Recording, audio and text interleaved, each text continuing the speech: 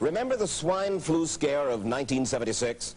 That was the year the U.S. government told us all that swine flu could turn out to be a killer that could spread across the nation. And Washington decided that every man, woman, and child in the nation should get a shot. Well, 46 million of us obediently took the shot.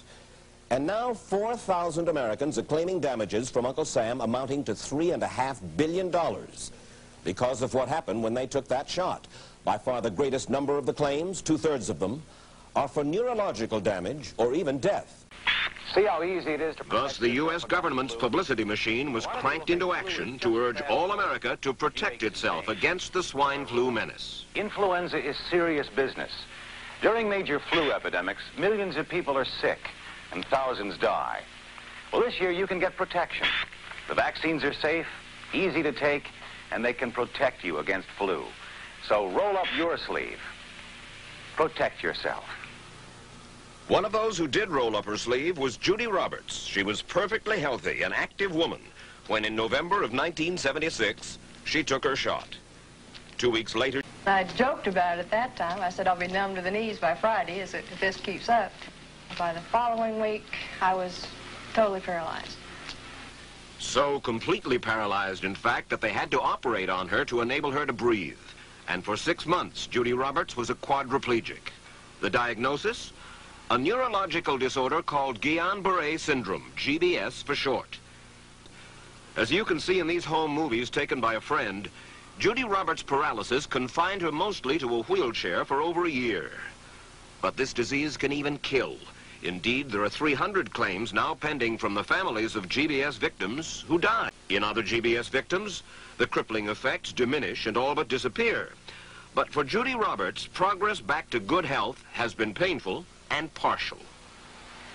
I have a greatly decreased mobility in my lips, and I can't drink through a straw on the right-hand side. I can't blow out birthday candles. So you will now have a legacy of braces on your legs for the rest of your life? Yes, the weakness in my hands will stay, and the leg braces will stay. So Judy Roberts and her husband have filed a claim against the U.S. government. Judy, why did you take the flu shot? I'd never taken any other flu shots, but I felt like this was going to be a major epidemic. And the only way to prevent a major epidemic of a really deadly variety of flu was for everybody to be immunized.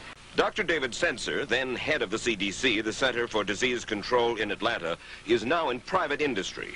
He devised the swine flu program, and he pushed it. You began to give flu shots to the American people in October of '76. October 1st. By that time, how many cases of swine flu around the world had been reported? There had been several reported, but none confirmed. Did you ever uncover any other outbreaks of swine flu anywhere in the world? No. Now, nearly everyone was to receive the shot in a public health facility where a doctor might not be present. Therefore, it was up to the CDC to come up with some kind of official consent form. This form stated that the swine flu vaccine had been tested. What it didn't say was that after those tests were completed, the scientists developed another vaccine. And that was the one given to most of the 46 million who took the shot. That vaccine was called X53A. Was X53A ever field tested? I can't say. I would have to... It wasn't. Well, I don't know. Well, I would think that you're in charge of the program. I would have to check the records. I haven't looked at this in some time. The information form, the consent form, was also supposed to warn people about any risks of serious complications following the shot. But did it? No, I had never heard of any reactions other than a sore arm, fever, this sort of thing. Judy Roberts' husband, Gene, also took the shot. Yes, I looked at that document. I signed it. Nothing on there said I was going to have a heart attack or I get Guillain-Barré, which I never heard of. What if people from the government, from the Center for Disease Control, what if they had indeed known about it? What would be your feeling? They should have told us. Did anyone ever come to you and say, you know something, fellas? There's the possibility of neurological damage if you get into a mass immunization program? No. No one ever did? No. Do you know Michael Hatwick? Yes. Mm-hmm. Dr. Michael Hatwick directed the surveillance team for the swine flu program at the CDC. His job was to find out what possible complications could arise from taking the shot and to report his findings to those in charge.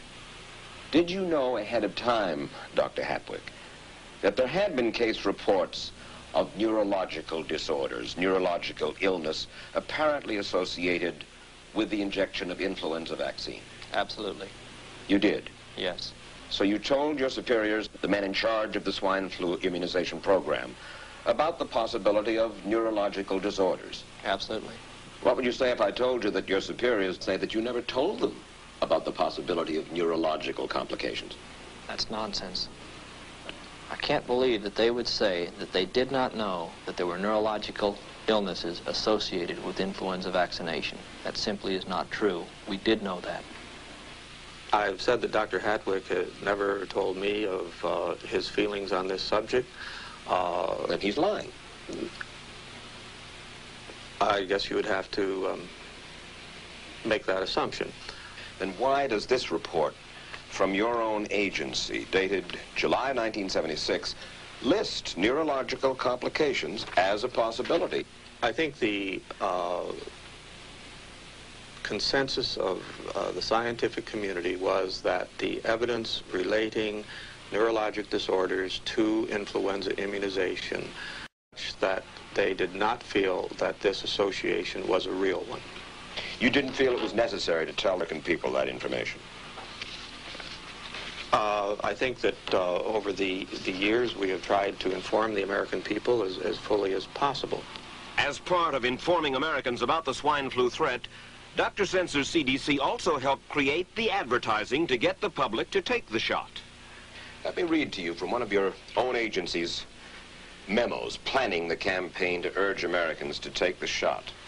The swine flu vaccine has been taken by many important persons, he wrote.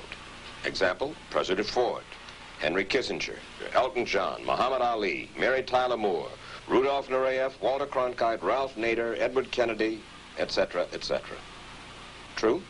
I'm not familiar with that particular piece of paper, but I do know that at least of that group, President Ford did take the vaccination. Did you talk to these people beforehand to find out if they planned to take the shot? I did not know. Did anybody? I do not know. Did you get permission to use their names in your campaign? I do not know. Mary, did you take a swine flu shot? No, I did not. Did you give them permission to use your name saying that you had or were going to? Absolutely not. Never did. Did you ask your own doctor about taking the swine flu shot? Yes, and at the time he thought it might be a good idea. But I resisted it because I was leery of having the symptoms that sometimes go with that kind of inoculation. So you didn't? No, I didn't.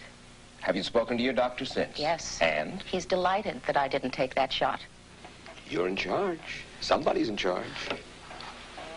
This is your advertising strategy that I have a copy of here. I think the government knows it's wrong. I am a little more adamant in my thoughts than my wife is, because I told Judy to take the shot. She wasn't going to take it, and she never had shots. And I'm mad with my government because they knew the facts, but they didn't release those facts because if they had released them, the people wouldn't have taken it. And they can come out tomorrow and tell me there's going to be an epidemic, and they can drop off like flies next to me. I will not take another shot that my government tells me to take.